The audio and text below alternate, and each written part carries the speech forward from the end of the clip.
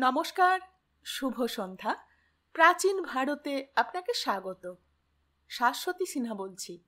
আপনারা শুনছেন অভিজ্ঞান গাঙ্গুলির ষড়শাস্ত্রের অন্তর্গত উপন্যাসিকা সোমশাস্ত্র। শুরু করি। 13। সারা রাজমহল আলোয় সেজে উঠেছে। প্রতিটি ঝাড়বাতি জ্বলছে, প্রতিটি জানলায় আর বারান্দায় সারি বেঁধে প্রদীপ জ্বলছে। এই রূপে কোনো দিন এই প্রাসাদ সেজে উঠতে দেখেনি জীবসিদ্ধি। কিন্তু তবুও আফসোস হলো জীবসিদ্ধির। আফসোস হলো দুটি নারীর জন্যে, যারা আজকেই মারা গিয়েছে, হত্যা করা হয়েছে, অথচ কেউ তাদের জন্যে অশ্রুপাত করেনি।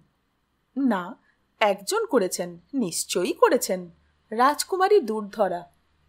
আচ্ছা, তিনি কি এই বিবাহ করবেন? তার দুই সখীর মৃত্যুর পর তিনি যদি রাজি না হন, তবে তাকে দোষ দেওয়া যায় না। সম্ভবত তিনি রাজি হবেন না। তখন কি করবেন আচার্য চাণক্য? জোর করবেন একজন শোকাহত নারীকে তিনি ক্ষমতা বলে বিবাহ দেবেন তার মতের বিরুদ্ধে গিয়ে? হ্যাঁ, চাণক্য তা পারেন। উদ্দেশ্য সিদ্ধির প্রয়োজনে এই মানুষটা পাষাণের মতো কঠিন হতে পারেন। কক্ষে ঢুকে চাণক্য কিছুটা জল পান করে নিজের আসনে বসলেন। তার মুখোমুখি আসনে বসল জীবসিদ্ধি। জীবসিদ্ধি প্রশ্ন করল, আচার্য, আর সময় বেশি নেই। এই বিবাহ কি এই পরিস্থিতিতে সত্যই সম্ভব? বিষণ্ণ লাগলো চাণক্যকে। বললেন, আমি জানি না হে জীবসিদ্ধি। সত্যি বলতে এই মুহূর্তে দাঁড়িয়ে এই বিবাহ নিয়ে আমার মনেও সংশয় জাগছে। আমি নিশ্চিত নই যে এই বিবাহে আমার আর মত আছে কিনা। অবাক হলো জীবসিদ্ধি। সে কি, এই বিবাহ তো আপনার উৎসাহেই হচ্ছে, আপনি এই কথা বলছেন আচার্য? উত্তর না দিয়ে কিছুক্ষণ চুপ করে বসে রইলেন চাণক্য। কিছুক্ষণ বাদে উঠে দাঁড়িয়ে কক্ষের মধ্যেই পদচালনা শুরু করলেন। ওহে জীবসিদ্ধি, বলুন আচার্য। এসো, সন্দেহ ভাজনদের নিয়ে আলোচনা করা যাক। তোমার সঙ্গে আলোচনায় এর পূর্বেও বহুবার অপ্রত্যাশিতভাবেই সমাধান সূত্র বেরিয়ে এসেছে। দেখা যাক এইবারও তার পুনরাবৃত্তি হয় কিনা। কথাটা মিথ্যে নয়, বহুবার এভাবেই গুরু শিষ্য কথোপকথনের মাঝেই চাণক্য সমাধান খুঁজে পেয়েছেন। হঠাৎ কোনো একটি ঘটনা বা নামের উল্লেখ বা জীবসিদ্ধির উচ্চারণ করা কোনো শব্দের থেকে চাণক্য খুঁজে পেয়েছেন রহস্যের রুদ্ধদ্বারের চাবি। কিন্তু তা নিয়ে জীবসিদ্ধি মোটেই গর্বিত নয়, কারণ বেশিরভাগ ক্ষেত্রেই সেগুলো ঘটেছে জীবসিদ্ধির অজান্তেই। বরং সে কোনোবারই সঠিক সমাধান সূত্র নিজে খুঁজে পায়নি। সে নিজে চাণক্যর আস্থাভাজন দুর্ধর্ষ গুপ্তচর হতেই পারে, কিন্তু অনুধাবন ক্ষমতায় চাণক্যর সমতুল্য কেউ নেই। মাঝে মাঝে জীবসিদ্ধির মনে সংশয় জাগে যে তার গুরুদেবের পারদর্শিতা অর্থশাস্ত্রে অধিক নাকি অনুধাবন শাস্ত্রে। জীবসিদ্ধি একবার দীর্ঘ নিঃশ্বাস টেনে বলল, বেশ, প্রথমেই আসা যাক প্রাক্তন অমাত্য রাক্ষসের বিষয়ে। সেই ছিল রাজকুমারীর কক্ষে আজকে প্রথম অতিথি। সে বুদ্ধিমান, দুর্ধর্ষ, সাহসী এবং এই বিবাহের বিপক্ষে। ধনানন্দর সবচেয়ে বিশ্বস্ত মানুষ। কিন্তু আমার কানে এই সংবাদও এসে পৌঁছেছে যে ইদানিংকালে তার সঙ্গে ধনানন্দর মতবিরোধ ঘটছে। রাজ্য হারিয়ে ধনানন্দর মস্তিষ্কের ঠিক ঠিকানা নেই। আগেও যে ছিল তা নয়, তবে ইদানিং কয়েক বৎসর যাবৎ তিনি প্রতিশোধ ছাড়া কোনো চিন্তাই করছেন না। আর তাতেই মতের অমিল হচ্ছে রাক্ষসের সঙ্গে। কিন্তু তাতে রাজকুমারীকে হত্যা করে তার কি লাভ? চাণক্য উত্তর দিলেন, রাক্ষস গত কয়েক বছর ধরেই আমাদের বিরুদ্ধে বিদ্রোহের আগুনে ইন্ধন ঢেলে চলেছেন, তা আমাদের অজানা নয়। তুমি ধরেই নিচ্ছ কেন যে তিনি মগধের সিংহাসন ধনানন্দর জন্যেই ফেরত পেতে চাইছেন? অর্থাৎ বুঝতে পারলাম না আপনার কথা আচার্য। ওহে জীবসিদ্ধি, রাজনীতিতে কেউ কারুর স্থায়ী শত্রু বা মিত্র হয় না। হতেই পারে যে এতদিন পরোক্ষভাবে মগধ পরিচালনা করার পর রাক্ষসের মনে স্বয়ং সম্রাটের সিংহাসনে বসার স্বাদ জেগেছে। কে বলতে পারে, হয়তো তিনি বিদ্রোহের সুযোগে নিজের জন্যে মগধ ফেরত পেতে চান, আর সেই কারণেই ধনানন্দ এবং তার অনুগত রাক্ষসের সম্পর্কে এই ফাটল। জীবসিদ্ধি বিস্মিত হল। সে কখনোই এই সম্ভাবনার কথা চিন্তা করেনি। তবে সে নিশ্চিত চন্দ্রগুপ্তর মস্তিষ্কে এরকম সম্ভাবনা এসেছে। রাজনীতিতে চন্দ্রগুপ্ত চাণক্যর যোগ্য উত্তরসূরি বটে। এইসব বিষয়ে চন্দ্রগুপ্তর মস্তিষ্ক চাণক্যর ছাত্রদের মধ্যে বরাবরই সবচেয়ে এগিয়ে।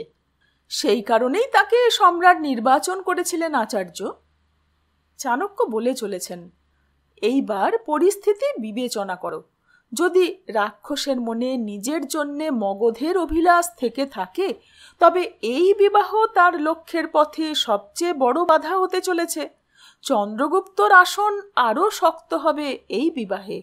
সেক্ষেত্রে তার পক্ষে রাজকুমারীকে হত্যার চেষ্টা করাটা কি খুব অস্বাভাবিক? কিন্তু আচার্য, রাক্ষস রাজকুমারীকে নিজের কন্যা সমা বলেন। ঠোঁটের কোণে হাসি ফুটিয়ে চাণক্য বললেন, আবারও বলছি, রাজনীতিতে কোনো সম্পর্কই চিরস্থায়ী নয় হে জীবসিদ্ধি। জীবসিদ্ধি চুপ করে গেল। চাণক্য বলে চললেন, এইবার আসা যাক ধনানন্দর প্রসঙ্গে। সে প্রতিশোধে অন্ধ। এদিকে তার হাতে ক্ষমতা নেই। পূর্বে অন্তত সৈনিকদের কাছে তার কথাই আদেশ ছিল, কিন্তু বর্তমান পরিস্থিতিতে রাক্ষসের মানমর্যাদা এবং ক্ষমতা ধনানন্দর চেয়ে অধিক। সৈনিকরা তার কথা শুনতে বাধ্য নয়। তার মস্তিষ্কের স্থিরতা নিয়েও প্রশ্ন জাগছে অনেকের মনে। তার পক্ষে কি মরিয়া হয়ে নিজের কন্যাকে হত্যা করার চেষ্টা খুব অসম্ভব? আপনার কি মনে হয়? অসন্তুষ্ট ভঙ্গিতে দুদিকে মাথা নাড়লেন চাণক্য। বললেন, না, এই বিষয়টাতেই আমার সন্দেহ আছে। রাক্ষস যেখানে আবেগহীন, ধনানন্দ মোটেই তা নয়। সে যতই হীন ব্যক্তিত্বের হোক না কেন, সে একজন পিতা। অর্থাৎ ধনানন্দকে বাদ দেওয়া যায়। সে কখনোই পানিয়ে বিষ মিশিয়ে নিজের কন্যাকে হত্যার চেষ্টা করবে না। কথাটা আংশিক সত্য। আংশিক কেন? চাণক্য এই প্রশ্নটি সম্পূর্ণভাবে উপেক্ষা করে পরের জনের কথায় চলে গেলেন। এইবার আসা যাক তৃতীয় ব্যক্তির বিষয়ে। পর্বতকা মলয় কেতু। তার অবস্থান আমাদের কাছে সম্পূর্ণভাবে অস্পষ্ট, বা বলা চলে তারই অবস্থান সবচেয়ে অধিক স্পষ্ট। সে একজন মাংসলোভী শৃগাল বিশেষ, ধূর্ত, এবং যেখানে তার লাভ সে তারই পক্ষে। সে শত্রুপক্ষের কথায় এই কাজ করে থাকতেই পারে। কিন্তু তার কি এতটা সাহস আছে? মনুষ্য চরিত্র বড় বিচিত্র বস্তু জীবসিদ্ধি। এ বড়ই দুরূহ এবং জটিল। আমি নিশ্চিত অদূর ভবিষ্যতে মনুষ্যের মনস্তত্ত্ব নিয়ে শাস্ত্রের কোনো একটি শাখা জন্ম নেবে। মানুষের মনকে এত সহজে বুঝে নেওয়া যায় না। কার পক্ষে কি সম্ভব আর কোনটা অসম্ভব, তা এত জোর দিয়ে কখনোই বলা যায় না। জীবসিদ্ধি হতাশ ভঙ্গিতে দীর্ঘশ্বাস ফেলে বলল, অর্থাৎ আমরা সকালে যেখানে ছিলাম এখনো সেখানেই আছি। সকলেই সম্ভাব্য হত্যাকারী, কিন্তু সেই ব্যক্তিটি কে তা আমাদের কাছে স্পষ্ট নয়। চাণক্য একটি প্রদীপের সম্মুখে দাঁড়িয়ে সেটির আগুন উস্কে দিতে দিতে বললেন, অবশ্যই স্পষ্ট। আবারও চমকে উঠল জীবসিদ্ধি। এই নিয়ে আজকে বহুবার চমকেছে সে। উত্তেজিত ভঙ্গিতে দাঁড়িয়ে পড়ল জীবসিদ্ধি। অর্থাৎ আপনি জানেন কে বিষ প্রয়োগ করে হত্যার চেষ্টা করেছিল রাজকুমারীকে? প্রদীপ থেকে হাতে লাগা তেল একটি কাপড়ে মুছতে মুছতে চাণক্য উত্তর দিলেন, না, তবে বিষ কে মিশিয়েছে সেটা আমি জানি। আগের প্রহরেই সেটা অনুধাবন করতে পেরেছিলাম, কিন্তু রাজকুমারীকে হত্যার চেষ্টার বিষয়ে আমার সন্দেহ আছে। আচার্য, আপনি কি বলতে চাইছেন আমার কাছে স্পষ্ট নয়, পুরোটাই হেঁয়ালির মতো ঠেকছে।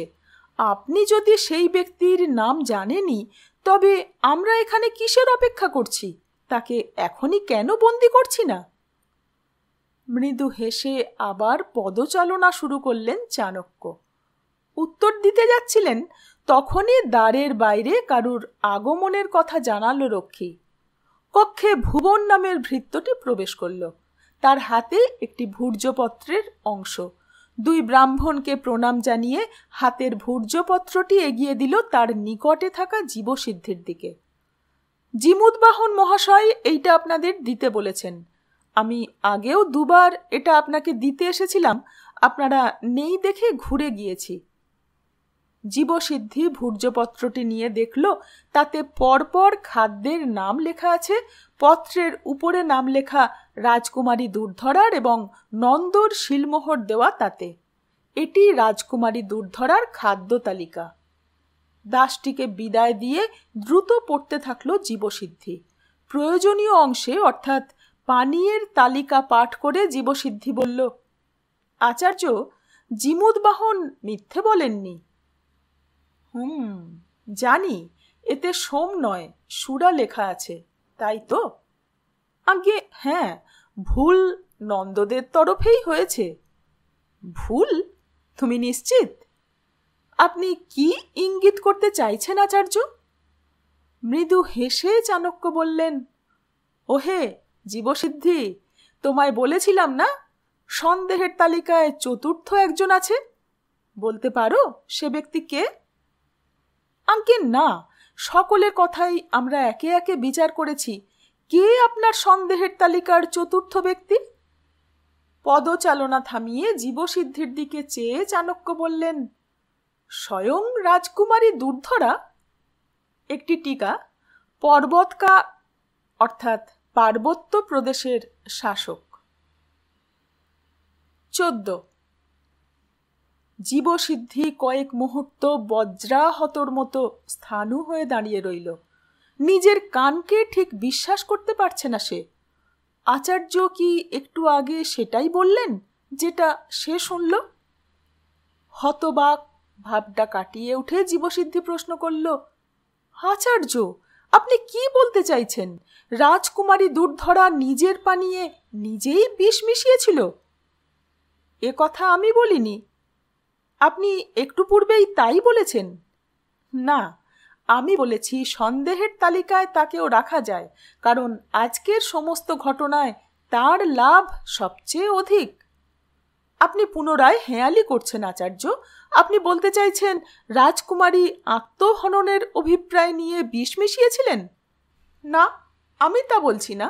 আমি যা বলতে চাইছি সেটা আগে পুরোটা শুনে নাও, তারপর বিচার করো নিজেই যে আমার কথা যুক্তিহীন মনে হচ্ছে কিনা। পদচালনা থামিয়ে চাণক্য জীবসিদ্ধির মুখোমুখি আসনে এসে বসলেন। বললেন, রাজকুমারী দুর্ধরা একজন অসম্ভব বুদ্ধিমতী এবং দৃঢ় সংকল্প নারী। আশা করি তার চরিত্রের এই বিশেষত্ব তোমার নজর এড়িয়ে যায়নি। হ্যাঁ, সেটা ঠিক, কিন্তু তিনি কেন বিষ মেশাবেন নিজেরই পানপাত্রে? হে যে অসম্ভব। তাই কি? একবার ভেবে দেখো তো জীবসিদ্ধি, রাজকুমারীর খাদ্য তালিকায় সোমের পরিবর্তে সুরা লেখাটা কি সত্যিই নিছক ভুল মাত্র? এমন নয় তো যে কেউ জেনে বুঝে এই কাজটি করেছে? সেই ব্যক্তি দুর্ধরা হওয়ার সম্ভাবনা উড়িয়ে দেওয়া যায় কি? তার মানে?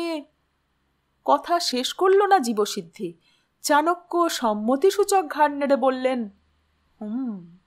একবার তার অবস্থানটা বিবেচনা করো। সে বাধ্য হয়েছে এই বিবাহে সম্মতি দিতে। নিজের পরিবারের সুরক্ষার কথা ভেবে তাকে সেই ব্যক্তির স্ত্রী হতে হচ্ছে যার কারণেই তার পিতার সমস্ত দুর্দশা। এই বিবাহ সে কোনো দিনই মন থেকে যে মেনে নেয়নি এটা অনুমান করা কঠিন নয়। হেন পরিস্থিতি থেকে নিজেকে রক্ষা করতে সে কতটা মরিয়া সেটাই প্রশ্ন। আশা করি এইবার তুমি আমার দ্বিধার জায়গাটা অনুধাবন করতে পারছো। জীবসিদ্ধি অনুধাবন করতে পারছে, আর যতই ভাবছে ততই তার মনে সন্দেহের কালো মেঘ আরো ঘন হয়ে উঠছে। প্রতিটি ঘটনা মিলে যাচ্ছে তার মনে। রাজকুমারী দুর্ধরা নিজেই যদি খাদ্য তালিকায় সোমের জায়গায় সুরা লিখে থাকেন তবে সেটির উদ্দেশ্য স্পষ্ট। তার কখনোই সেই পানীয় নিজে পান করার উদ্দেশ্য ছিল না। ভৃত্য সেই পানীয় তার কক্ষে রেখে যাওয়ার পর কোনো এক সুযোগে তিনি নিজেই তাতে বিষ মিশিয়েছেন। তিনি তাতে বিষ মিশিয়েছিলেন তার সখীর জন্যে। সোমের পরিবর্তে সুরা দিয়ে যাওয়ায় তিনি অজুহাত পেয়ে গেলেন সেটি নিজে পান না করে তার দুই সঙ্গীর একজনকে তা পান করানোর। একজন সখী মারা গেল। তিনি সকলকে জানালেন যে তার পানীয়ে বিষ ছিল, তাকে হত্যার চেষ্টা হয়েছে এবং ভুলবশত তার সখী মারা গিয়েছে। দ্বিতীয় সখী নিশ্চয়ই রাজকুমারীকে সন্দেহ করেছিল এবং সেই কারণেই তাকেও রাজকুমারী দুর্ধরা নিজেই সরিয়ে দিলেন। নন্দদের সঙ্গে আসা কোনো বিশ্বস্ত সৈনিক বা নিজস্ব অঙ্গরক্ষককে দিয়ে এই কাজ করানো মোটেই কঠিন না। সকলেই সন্দেহ করবে মগধকে এবং এর ফলে বিবাহ সম্পন্ন করা যাবে না। নিখুঁত পরিকল্পনা। জীবসিদ্ধি আর ভাবতে পারছে না। ধনানন্দর কন্যা হিসাবে দুর্ধরার প্রতি তার মনে প্রথমে শুধুমাত্র ঘৃণাই ছিল, কারণ নন্দদের শাসনকালে এই পাটলিপুত্রের বুকে গুপ্তচর বৃত্তি করার সময়ে সে নিজের চোখেই মগধের দুর্দশা দেখেছে। অত্যাচারী ধনানন্দর প্রতি তার মনে তীব্র ঘৃণা জন্মেছে। তাই তার কন্যার সঙ্গে চন্দ্রগুপ্তর বিবাহের বিষয়ে তারও সমান আপত্তি ছিল, কিন্তু তার মন পরিবর্তিত হয় দুর্ধরার সঙ্গে সাক্ষাতে। রাজকুমারী দুর্ধরাকে সে সম্মানের চোখে দেখেছিল। তার মনে হয়েছিল যে আচার্য মানুষ চিনতে ভুল করছেন না, এই কন্যা তার পিতার অনুরূপ নয়। কিন্তু এখন জীবসিদ্ধি যতই ভাবছে ততই নিজের মূর্খামিতে তার আফসোস হচ্ছে। এই সহজ ব্যাখ্যা সে দেখতে না পাওয়ার মতো অন্ধ কিভাবে হলো? জীবসিদ্ধি নিজের সম্মুখে বসা চাণক্যর দিকে চাইল। গম্ভীর মুখে চাণক্য বসে আছেন, তারই দিকে চেয়ে আছেন। তাকে উদাস লাগছে। চাণক্য বললেন, ওহে জীবসিদ্ধি, আমি মনে প্রাণে চাইছি যেন আমার সন্দেহ অমূলক প্রমাণিত হয়। জীবনে এই প্রথমবার আমি চাই যেন ঈশ্বর আমায় ভুল প্রমাণ করেন, কারণ আমি জেনে শুনে নিজের পুত্র সমশিষ্যর বিবাহ একজন হত্যাকারীর সঙ্গে কিভাবে দিই? জীবসিদ্ধি কিছু বলতে পারল না। নিজের মস্তিষ্ক থেকে রাজকুমারীর কথা সে সরাতে পারছে না। যতই ভাবছে ততই তার মনে আরও দৃঢ় বিশ্বাস জন্মাচ্ছে যে সম্পূর্ণ চক্রান্ত রাজকুমারীর। আচার্য একটি বৃহৎ ভুল করতে চলেছিলেন চন্দ্রগুপ্তর প্রতি। যে নারী নিজের স্বার্থসিদ্ধির উদ্দেশ্যে নিজের বাল্য সখী বলি দিতে পারে, সে নিজের স্বামীর কণ্ঠে কৃপাণ চালাতেও দ্বিধা করবে না। আচার্য চাণক্যকে শোনানোর মতো কোনো সান্ত্বনা বাণী জীবসিদ্ধির কাছে নেই। দৃঢ় কণ্ঠে জীবসিদ্ধি বলল, এ বিবাহ হয় না আচার্য, আর কোনোভাবেই হয় না। আমাদের পক্ষ থেকেই এই বিবাহ স্থগিত করা হোক এইবার। আমি নিশ্চিত রাজকুমারী বিষ মিশিয়েছেন নিজের পানীয়ে। চাণক্য কিছু বললেন না, শুধু জীবসিদ্ধির মুখের দিকে চেয়ে রইলেন। তার চোখের দৃষ্টি জীবসিদ্ধি পড়তে পারল না। চাণক্য কিছু একটা বলতে গিয়েও চুপ করে গেলেন। জীবসিদ্ধি পুনরায় বলল, ভেবে দেখুন আচার্য, সমস্ত ঘটনা আমরা শুধুমাত্র দুর্ধরার মুখেই শুনেছি।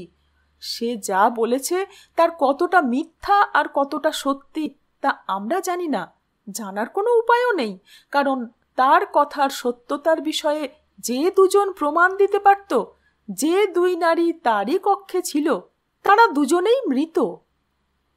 চাণক্যর ললাটে ভ্রুকুটি দেখা দিয়েছে। তার অন্তর্ভেদী দু চোখের দৃষ্টি জীবসিদ্ধির উপর নিবদ্ধ। জীবসিদ্ধি উত্তেজিত ভঙ্গিতে বলে চলেছে, পুরো ঘটনা ঘটার সময়ে কক্ষে কোনো তৃতীয় ব্যক্তি ছিল না। পুরো ঘটনা আমরা দুর্ধরার মুখেই শুনেছি এবং বিশ্বাস করেছি। আমি মূর্খ, মহা মূর্খ যে এতক্ষণ সত্যটা চোখের সম্মুখে থেকেও ধরতে পারিনি। ধনানন্দর কন্যা নিজেকে অতি বুদ্ধিমান ভাবে, কিন্তু তার এই পরিকল্পনা কখনোই সফল হবে না। তার বোঝা উচিত যে কারুর না কারুর মনে আজ হোক বা কাল তার এই কাহিনীর প্রতি সন্দেহের উদ্রেক ঘটবেই। উঠে দাঁড়ালেন চাণক্য।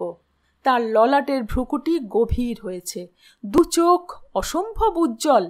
এগিয়ে এসে জীবসিদ্ধির দু কাঁধ চেপে ধরলেন। উত্তেজিত ভঙ্গিতে বললেন, কি বললে? কি বললে তুমি? তার কথার কোনো সাক্ষী নেই, তাই না?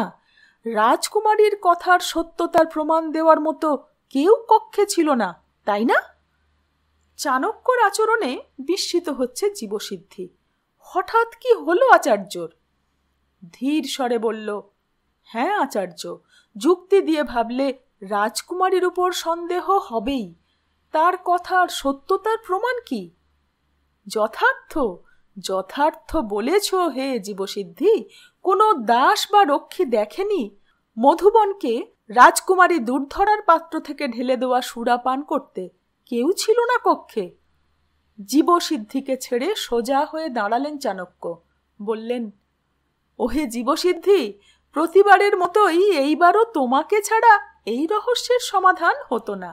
এইবার এই রহস্যের জবনিকাপাতের সময় আসন্ন।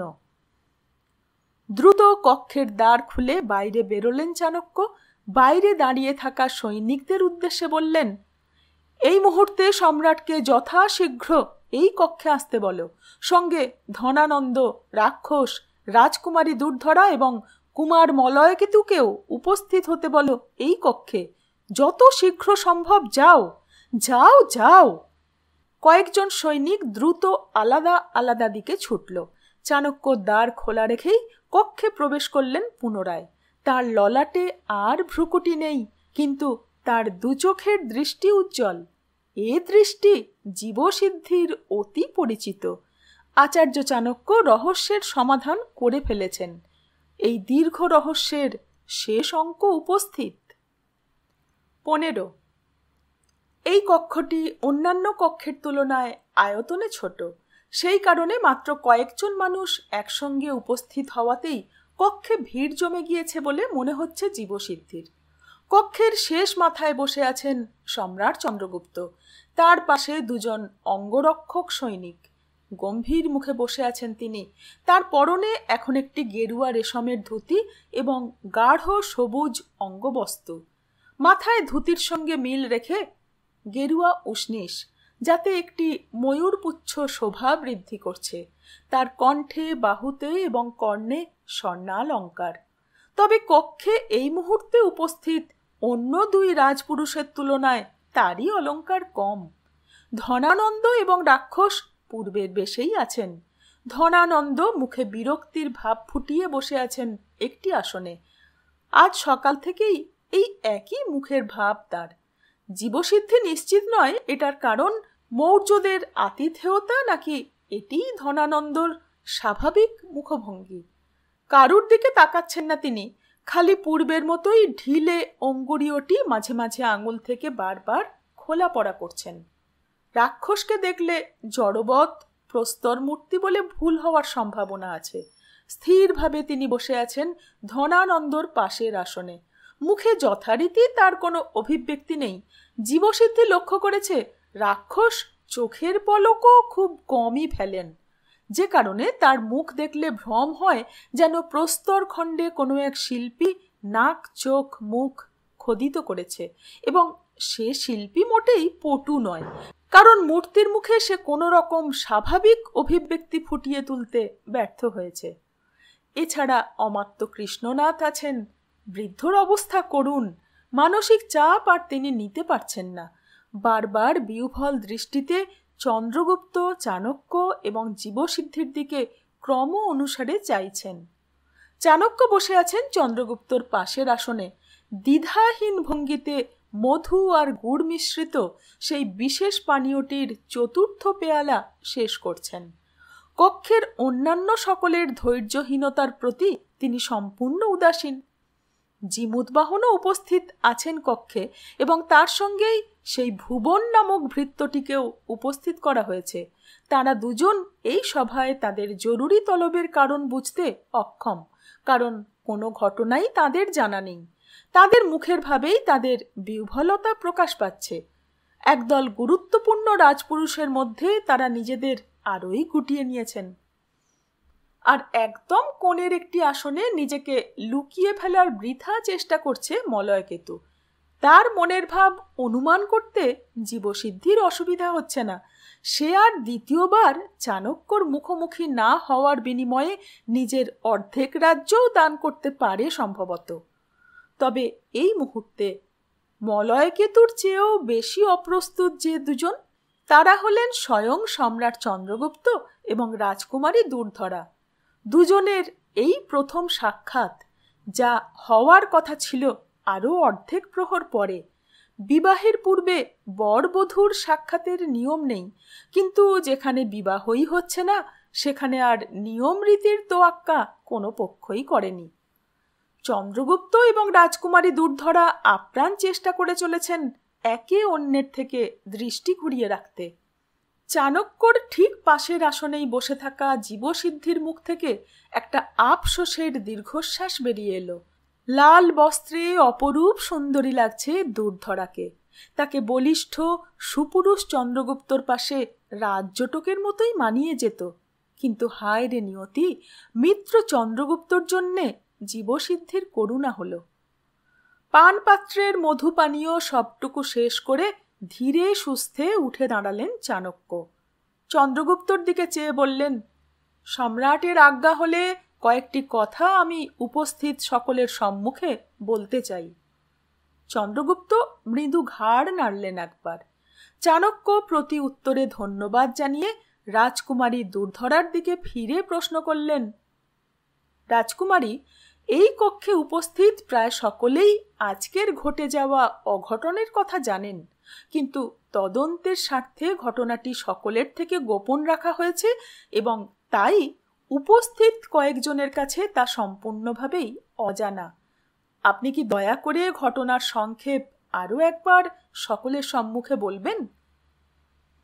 রাজকুমারী দুর্ধরা কিছুটা দ্বিধা করলেও তা ঝেড়ে ফেলে বললেন, আজ দিনের বেলা আমার কক্ষে আহার সাজিয়ে দিয়ে যায় মগধের এক ভৃত্য, কিন্তু তারপরেই কক্ষে 3 অতিথি আমার সঙ্গে সাক্ষাৎ করতে আসায় তা গ্রহণ করতে আমার এবং আমার সখীদের বিলম্ব হয়। আহার শুরুর আগেই আমি নিজের পানপাত্রে সুরা দেখতে পাই। আমি সুরা পান করি না, তাই আমার সখী কৃষ্ণকলিকে আমি পাঠাই আমার জন্যে সোম আনতে, কিন্তু এরই মধ্যে আমার পানপাত্রে সুরা পান করে ফেলে আমার অন্য সখী মধুবন, এবং পলকের মধ্যেই তার মৃত্যু হয়। আমার অনুমান করতে অসুবিধা হয়নি যে আমার পানীয়ে বিষ প্রয়োগ করে কেউ বা কারা আমায় হত্যার চেষ্টা করেছে, কিন্তু সেই সুরা আমার পরিবর্তে মধুবন পান করার কারণে সেই বিষে তার মৃত্যু হয়েছে। জীবসিদ্ধি একবার সকলের দিকে দৃষ্টি বুলিয়ে নিল। জিমুতবাহনের মুখ হাঁ হয়ে গিয়েছে এবং তার পাশেই দাঁড়িয়ে থাকা দাসটি কেঁপে উঠেছে। মলয়কেতুর মুখের ভাব স্পষ্ট দেখা যাচ্ছে না এই দূরত্ব থেকে। এছাড়া কারুরই ভাবভঙ্গিতে বিশেষ পরিবর্তন নজরে পড়ল না। চাণক্য পুনরায় রাজকুমারীর উদ্দেশ্যেই বললেন, আপনার কক্ষে একে একে যে 3 অতিথি এসেছিলেন তাদের নামগুলো সকলের জ্ঞাতার্থে আরও একবার দয়া করে বলে দেবেন। আমার পিতা আর্য কাত্যায়ন এবং মলয়কেতু। এটা কি সত্যি যে খাদ্য নিরক্ষক এবং মগধের কর্মচারী ব্যতীত আপনার খাদ্যে বিষ মেশানোর সুযোগ সেই অতিথিদেরও সমানরূপে ছিল? রাজকুমারী কিছুটা দ্বিধা ভরে উত্তর দিলেন, হ্যাঁ, এবং আপনার দুই সখীরও সেই সুযোগ ছিল। হ্যাঁ ছিল, কিন্তু তাদের মধ্যে একজন যেখানে নিজেই সেই বিষের শিকার হয়েছে, অতএব তাকে আশা করি আপনি সন্দেহের তালিকা থেকে অব্যাহতি দেবেন। দুর্ধরার কণ্ঠে তার ব্যঙ্গাত্মক ভঙ্গি স্পষ্ট। চাণক্য উত্তর দিলেন, অবশ্যই, কিন্তু এছাড়াও আরও একজনের পক্ষে আপনার পানীয়ে বিষ মেশানোর সুযোগ ও যথেষ্ট উদ্দেশ্য ছিল, তাই নয় কি? প্রমাদ গণল জীবসিদ্ধি। দুর্ধরার মুখে বিস্ময়ের ভাব ফুটে উঠেছে। আরও একজন?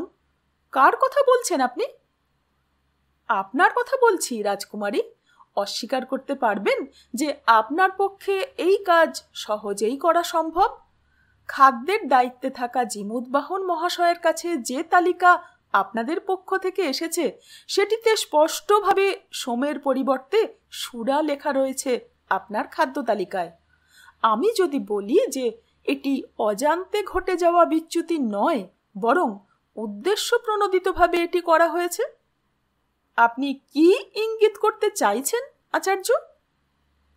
এই বিবাহে আপনি বাধ্য হয়ে মত দিয়েছেন এবং এই আজীবনের পাশ থেকে মুক্তি পেতে আপনি যে কোনো মূল্য দিতে পারেন। যদি আমি বলি আপনি নিজের সুরায় বিষ দিয়ে বাল্য সখীকে হত্যা করেছেন এবং এই কাণ্ডটি করতে আপনাকে আপনার দ্বিতীয় সখী কৃষ্ণকলি দেখে ফেলেছিল, তাই সে কাউকে কিছু বলতে পারেনি, ভয় পেয়ে পলায়ন করে, কিন্তু আপনি তাকেও হত্যা করলেন নিজস্ব বিশ্বস্ত সৈনিকের সাহায্যে, তাহলে আপনি কি বলবেন? কক্ষের অন্য দিক থেকে গর্জন শোনা গেল, ব্রাহ্মণ, মুখ সামলে ব্রাহ্মণ, ভুলে যাস না কার সঙ্গে কথা বলছিস। ও ধনানন্দর একমাত্র পুত্রী রাজকুমারী দুর্ধরা। বলার অপেক্ষা রাখে না যে এই হুঙ্কার স্বয়ং ধনানন্দর। জীবসিদ্ধি সতর্ক হয়ে নিজের কোমরে লুকোনো কৃপান্টির হাতলে আঙুল ছোয়ালো। দুজন রক্ষীও সতর্ক হয়েছে। কক্ষের প্রত্যেকে সোজা হয়ে বসেছে। রাজকুমারী দুর্ধরার মুখে রক্তিমা ভাব ফুটেছে। প্রবল ক্রোধ মাখা দৃষ্টি হেনে চলেছেন চাণক্যর প্রতি। চাণক্য বিন্দুমাত্র বিচলিত না হয়ে রাজকুমারীর চোখে চোখ রেখে পুনরায় প্রশ্ন করলেন, বলুন রাজকুমারী, আমি যদি বলি আপনি দুইটি হত্যা করেছেন, তবে আপনি কি বলবেন আত্মপক্ষ সমর্থনে? কিছুক্ষণ চুপ করে থেকে জোরে হেসে উঠলেন রাজকুমারী। বললেন, তাহলে আমি বলবো আপনি উন্মাদ। না না, উন্মাদ নয়, আপনি একটি নীচ শয়তান, আপনি একটি ধূর্ত শেয়াল। আমি মূর্খ যে এক মুহূর্তের জন্য হলেও আমি আপনার কথায় বিশ্বাস করেছিলাম। আমি বিশ্বাস করেছিলাম যে আপনি নিজের কথা রাখবেন এবং নিরপেক্ষভাবে প্রকৃত দোষীকে খুঁজে বের করবেন। আমি ভুল ভেবেছিলাম আপনি সত্যোদ্ঘাটনের নামে শুধুই প্রহসন করবেন, তা আমার বোঝা উচিত ছিল। বাহ আচার্য কৌটিল্য, বাহ! আমি নিশ্চিত এরপর আপনি এটাও প্রমাণ করে দেবেন যে আমি সম্রাট চন্দ্রগুপ্তর আহারেও বিষ দিয়েছি। আপনি নিজেও জানেন যে কি অসম্ভব সুপরিকল্পিতভাবে আপনি সম্পূর্ণ কাহিনী সাজিয়েছেন। আপনি ভালোই জানেন যে আমি এর বিরুদ্ধে কোনোই প্রমাণ দিতে পারবো না। সম্পূর্ণ ঘটনার সময় কক্ষে আর কেউ ছিল না। আমার কথার সমর্থন করার মতো কেউ নেই জীবিত। ঠিক তাই, আপনার প্রতি সহজেই সন্দেহ গিয়ে পড়ে রাজকুমারী। আপনার বর্ণনা করা সম্পূর্ণ ঘটনার সত্যতার প্রমাণ দেওয়ার মতো কোনো সাক্ষী নেই, এবং ঠিক সেই কারণেই আমি নিশ্চিত হতে পেরেছি যে আপনি নির্দোষ। আজ এইটুকুই। অপেক্ষায় থাকুন সম্পূর্ণ সত্যোদ্ঘাটনের জন্য। সঙ্গে থাকবেন। ধন্যবাদ।